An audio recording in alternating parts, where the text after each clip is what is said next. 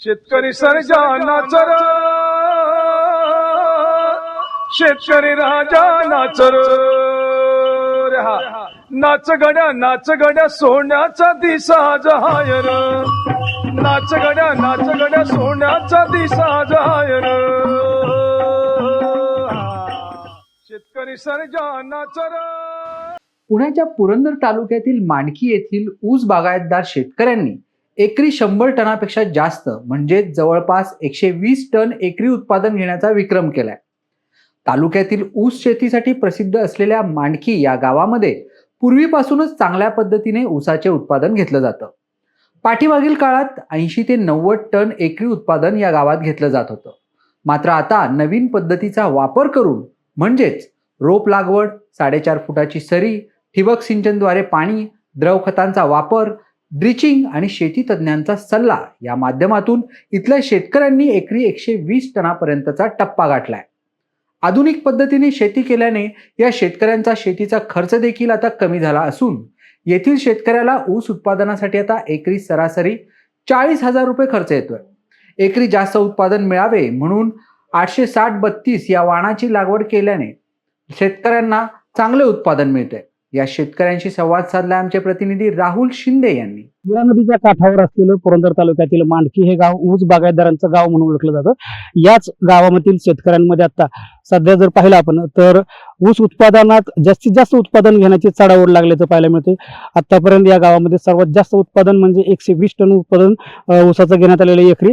त्याच्या अगोदर साधारणपणे 90 टनापासून सुरुवात होते ते 90, 110, 120 असं उत्पादन घेणारे शेतकरी देखील आपल्याला पाहायला मिळाले. आज ज्या शेतामध्ये आपण उभे आहोत ते आहे त्या शेतकऱ्यांना 120 टन एकरी उत्पादन घेतलेलं आहे. त्यांच्याबरोबर आपण बोलणार आहोत कशा पद्धतीने त्यांनी हे उत्पादन घेतलेलं आहे. काय सांगाल शिंदे साहेब, एकरी 120 टन उत्पादन तुम्ही घेतलेलं आहे, कसं ते साध्य केलंय काय सांगाल?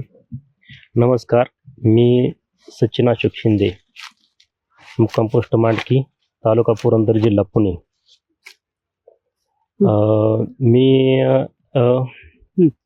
शेती करतो. सुरुवातीला उभी आडवी नांगरट करून आपण एकरी 8 ते 10 डंपिंगीपर्यंत खत टाकलं होतं, शेणखत टाकलं होतं आणि त्याची 4.5 फुटी सरी काढली. 4.5 फुटी सरी काढून 2 फुटावरती रोप लागण केली. रोप आपण कोल्हापूरवरून मागवली होती आणि पहिली आळवणी रोप लागण केल्यानंतर 4 दिवसांनी पहिली आळवणी केली आणि नंतर 15 दिवसाच्या अंतराने 2 आळवण्या केल्या, अशा 3 आळवण्या केल्या त्या.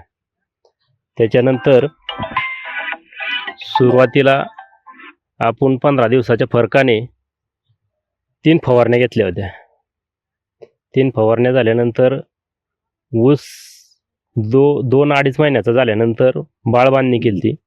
बाळबांधणी झाल्यानंतर बाळबांधणीला आपण कोंबड खत वापरलं होतं आणि कोंबड खताबरोबरच आपण सुरुवातीला सुपर फॉस्फेट हा प्लेन डोस वापरला होता. नंतरनं मोठी भर देताना 40% सेंद्रिय आणि 60% रासायनिक असा खतांचा वापर केला होता. तर मोठी बांधणी या पद्धतीने केली. त्याच्यानंतर 30 दिवसाच्या अंतराने आपण ड्रिपद्वारे त्याला खतं सोडली, वॉटर सोल्युबल खतं 30 दिवसाच्या अंतराने सोडत राहिलो. कोणत्या जातीच्या ऊसाची लागवड केली होती तुम्ही आणि किती दिवसानंतर ऊस तोडला गेला? एकूण खर्च किती आला? 86-032 या वाणाची आपण लागवड केली होती. तसा खर्च त्याला 40,000 आला सुरुवातीपासून तुटेपर्यंत. किती दिवसानंतर ऊस तोडला गेला? ऊस आपला 14 ते 15 महिन्यात तुटला. किती टन झाला? आपल्याला एकरी 44 गुंठ्यात 120 टनाचा ॲव्हरेज बसलं. मांडकी येथील तरुण शेतकऱ्यांनी उत्पादन वाढवायचा एक महत्त्वाचा टप्पा पार केलाय. तसेच अत्याधुनिक पद्धतीची शेती केली आहे. याबद्दल ग्रामस्थांनी आणि त्यांच्या पालकांनी या तरुण शेतकऱ्यांचं कौतुक केलंय. माझं नाव दिलीप खंडेराव जगताप, मांडकी, तालुका पुरंदर. आई जी आता ऊसाच्या स्पर्धा चालू झाली मांडकीमध्ये म्हणजे नवीन पिढी तयार व्हायला, नवीन जे तरुण वर्ग आहे तो हा सगळा शेतकरी म्हणजे ऊस धंद्याच्या शेतीत उतरलेला आहे आता सध्या तरी. आणि जे पहिले आमच्यासारखे होते त्यावेळेस आम्ही 50, 60 70, 80 पर्यंत जायचो, पण आता 100च्या पुढे प्रत्येक शेतकरी कसा निघेल ऊस हे सगळे बघायला लागलेले आहेत आता. आधुनिक पद्धतीनं शेती करतायत मुलं, किती खर्च येतो, खर्च वाढलाय का काय झाले? साधारण आधुनिक पद्धतीने खर्च केला त्यांनी, आता खत आहे ना ते प्रमाण कमी केले. 40-50 हजार एकरी खर्च आता चालू आहे, येतोच. एकरी उत्पादन किती निघतंय, काय निघालं अजून तुम्हाला काय वाटतंय? आता 120 टन तर यांनी काढलाच आता, पण आता त्याच्या पुढे काय नाही शक्यता जाऊ शकत नाही असं वाटतंय मला. म्हणजे गावच्या दृष्टिकोनाने बघितलं तरी कसं आहे, शेवटी जमिनीवर बी अवलंबून आहे.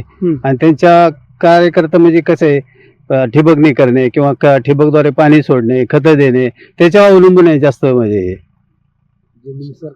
हा, आणि कायम ऊसच आहे ना. 50 वर्ष झालं आमच्याकडे लिफ्ट आहे आता, मांडकी पाणी पुरवठा, भैरवनाथ पाण्यावर त्या लिफ्टाद्वारे पाटपाण्याने जास्त लोक भिजवतात. काही लोकांना सोय आहेत, विहिरी बोर असल्यामुळे ते ठिबक करू शकतात, पण पाणी लिफ्टामुळे करता येत नाही त्यांना. का तर ते अखंड पाणी ना उचललं ते पाटानेच पाणी, त्याच्यावर काय होऊ शकणार नाही.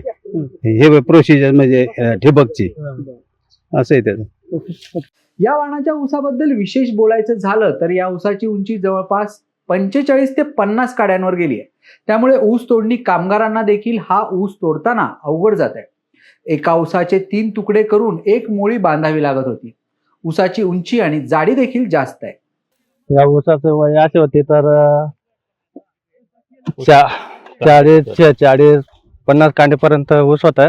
हो, आणि आम्हाला ओढायला पण लय अडचण दिलं त्यांनी. आणि बघायला गेलं तर आमच्या मोड्या पण लय जबरदस्त होत्या, गुडघापर्यंत चर लागत होतं मालचा. हो, एक ऊस आला तरी पण 40-50 पर्यंत कांडी गेली गावली आम्हाला. असं समजलं आम्हाला की ऊसाचे तुम्ही तुकडे करून नेले, मोळी बांधता येत नव्हती, काय नक्की? त्या जर बघायला गेलं तर 4 कांड होतं ऊसाला, 4-5 तुकडे.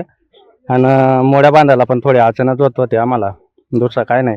आणि ते असं असतंय, बागायतदार जो आहे ना त्याची मेहनत कोणाला दिसत नाही. हो, आणि गावकऱ्यांना काय फक्त टन दिसणार. शेतामधून उत्पादन घेताना शेतीसाठी योग्य पद्धतीने मार्गदर्शन होणं देखील तितकंच गरजेचं असतं. ऊस उत्पादक शेतकरी सचिन शिंदे यांना गावातील कृषी केंद्रातून चांगलं मार्गदर्शन लाभलंय आणि यातूनच ऊसाचे विक्रमी उत्पादन घेता आलंय. ऊसाचं उत्पन्न घेत असताना आमचे बंधुराज, थोरले बंधुराज ग्रामसेवक शिंदे हनुमंत अशोक हे आता बोर येथे कार्यरत आहेत. त्यांचं आठवड्याला इथं जागेवरती येऊन मला मार्गदर्शन होत होतं.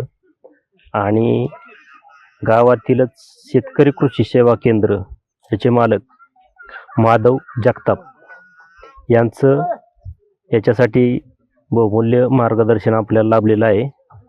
खताचा कसा वापर करायचा, योग्य प्रमाणात किती प्रमाणात खत वापरलं पाहिजे, काय केलं, म्हणजे आपल्याला सुरुवातीपासून ते ऊस तुटेपर्यंत त्यांचं मार्गदर्शन लाभलेलं आहे.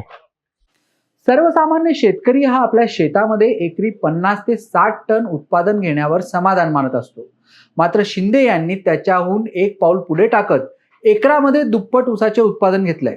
आणि त्यामुळे सोमेश्वर सहकारी साखर कारखान्याच्या कार्यक्षेत्रामध्ये शिंदे आणि त्यांच्या गावातील इतर शेतकऱ्यांचं देखील कौतुक होताना पाहायला मिळतंय.